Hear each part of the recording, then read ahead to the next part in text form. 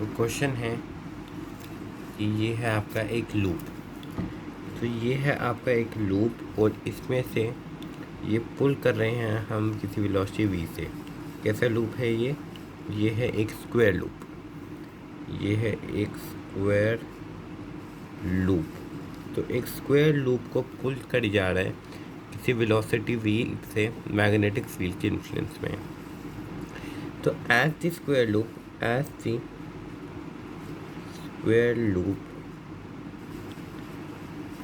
is coming out within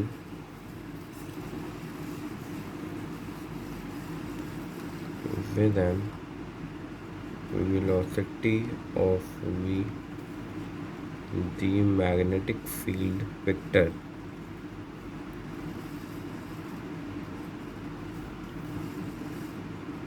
is decreasing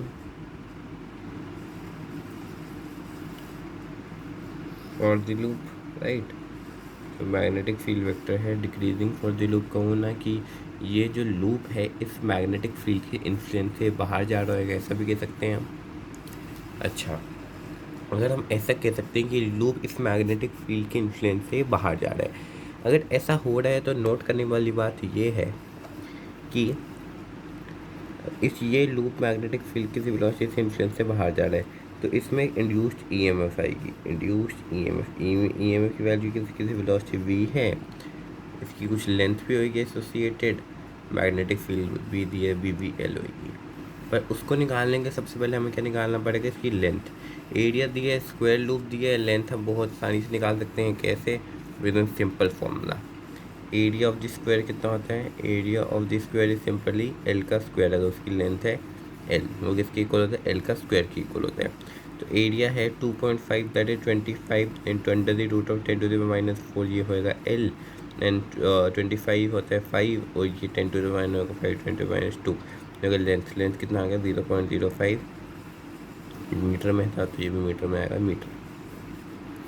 ठीक है, तो अब ईएमएफ कितनी आएगी? हम वापस चलते हैं। ईएमएफ कितनी आ जाएगी? ईएमएफ आ जाएगी आपकी BBL। कितनी आ जाएगी ईएमएफ? BBL। मैग्नेटिक फील्ड की वैल्यू कितनी है? 0.4 Tesla, that is 4/10 into velocity कितनी है आपकी एसोसिएटेड? वेलोसिटी नहीं दी है ना इधर, वेलोसिटी है ये आपकी 1 मीटर पर सेकेंड की दी थी, आई थिंक सो। वेलोसिटी तो दी होगी, हम मिस करके होंगे, तो वेलोसिटी कितनी होगी? 1 इंटू लेंथ कितनी है आपकी? 5/100, तो 5 4 20/1000, दैट इज 1। आपको 2/100 की टर्म्स में रखनी है। तो फिर इंड्यूस्ड करंट निकाल सकते हैं। इंड्यूस्ड करंट कितनी आएगी? दैट इज इंड्यूस्ड ईएमएफ को ई बोल देता हूँ, अगर मैं इसको ई बोल देता हूँ, divided by resistance, that is 2/100 into resistance कितनी है आपकी? 100 ohm, that is into 1/100, that is 2 into 10⁻⁻⁴ ampere. तो इसकी वजह से अब इस पर एक फोर्स ऐड करेगी लूप पे, force acting on the loop that is IBL। क्योंकि मैं ऐसा क्यों कर रहा हूँ, मेरे को फाइनली कहाँ तक पहुँचना है, मेरे को वर्क डन तक पूछना है कि कितना काम लगा इसको निकालने के लिए। एक क्वेश्चन इंड्यूस ईएमएफ का पूछ सकता था डायरेक्टली इस लूप को निकालने के लिए, एक इंड्यूस करंट पूछ सकता है इस लूप को निकालने के लिए, एक फोर्स पूछ सकते हैं इसको निकालने के लिए। 4-5 क्वेश्चन पूछ सकता है, पूछे हुए हैं ये क्वेश्चन, इसलिए मैंने एक कंबाइंड क्वेश्चन दिया जिसमें वर्क डन तक सारी बातें आ जाएंगी। फोर्स कितने लगेंगे? IBL, दैट इज करंट कितनी है आपके पास? मैग्नेटिक फील्ड कितनी है आपके पास? कहाँ गए मैग्नेटिक फील्ड? ये लेंथ है आपकी 5/100, दैट इज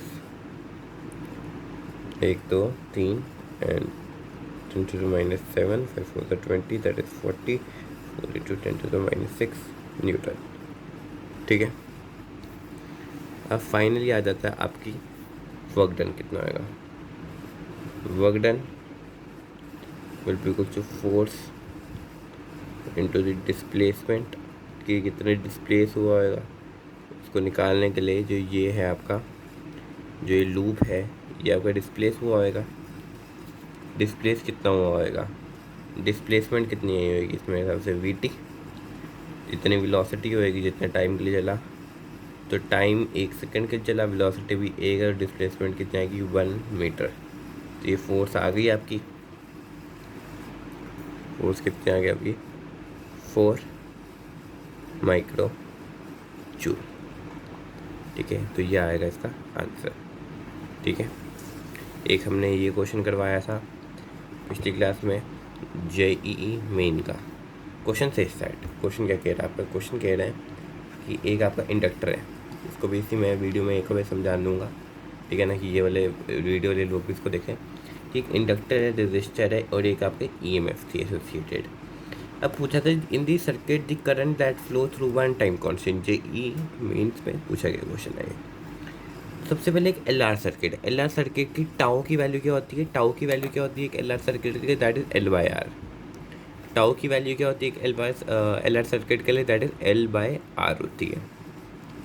और हमें पता है कि LR सर्किट में ये होता है आपका करंट की इक्वेशन जो चार्जिंग के लिए particular, that is I will be equal to I0 into 1 minus e⁻t/τ।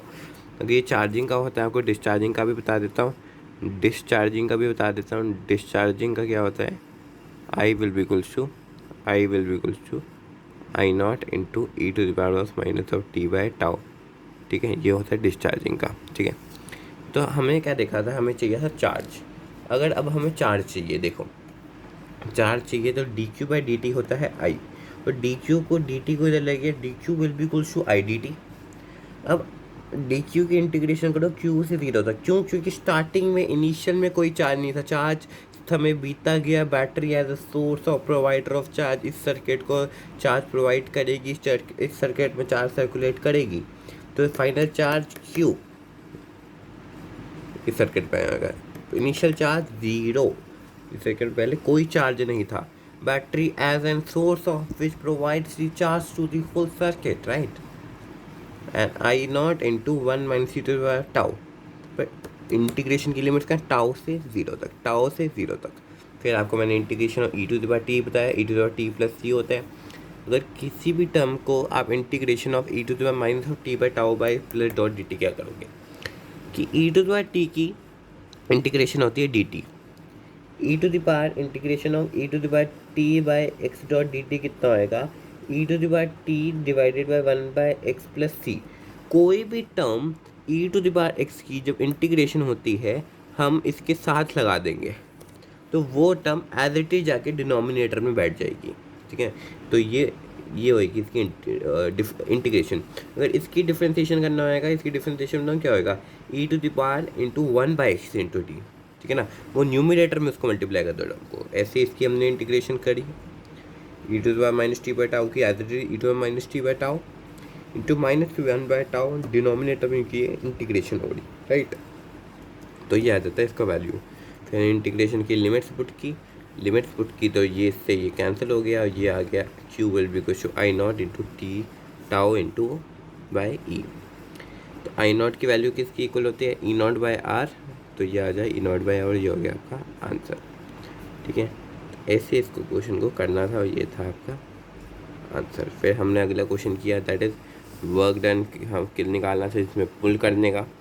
तो ये हमने कैसे निकाला, देखिए इसमें हमने क्या किया, इसमें हमने कुछ नहीं किया कि एक रॉड था कि किसी EMF की वैल्यू से इसका पुल कर रहे थे, तो मैग्नेटिक फील्ड के इन्फ्लुएंस में जब इसको पुल किया जा रहा था तो इसमें वर्क डन हुआ, इंड्यूस EMF निकाली, फोर्स निकाली, आपका वर्क डन निकाला, work done force into displacement होगा, फोर्स IBL थी, इंड्यूस EMF BVL थी, इंड्यूस करंट आपके VVL/R था। ठीक है ना, तो ये सब था एंड यही था आपके आज के लिए। Thank you and all the best.